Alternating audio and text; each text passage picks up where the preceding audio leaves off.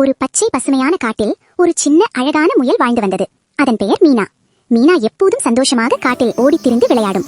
மீனாவுக்கு ஒரு வயசான ஆமை நண்பன் இருந்தான். அவன் மெதுவாக நடப்பான், அமைதியான மனசு கொண்டவன். மீனா அவனை ரொம்ப நேசித்தது. தினமும் மீனா ஆமைக்கு அருகில் வந்து அன்போடு பேசும். இருவரும் நல்ல நண்பர்கள். அவர்களின் நட்பு மிகவும் அழகானது. ஒரு நாள் திடீரென்று காட்டில் கனமழை பெய்ய ஆரம்பித்தது. மழை அதிகமாகி தண்ணீர் எல்லா இடத்திலும் நிறைந்தது. இதை கண்ட மீனா ஒரு நிமிஷமும் யோசிக்கல. என் நண்பனை காப்பாற்றணும் சொல்லிக்கிட்டு வேகமாக காட்டுக்குள் ஓடினது.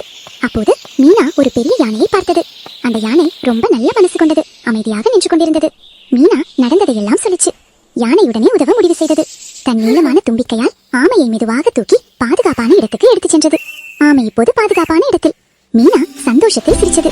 ஆமைக்கும் நிம்மதி கிடைத்தது. முயல், ஆமை, யானை மூவரும் சேர்ந்து சந்தோஷமாக சிரித்தார்கள்.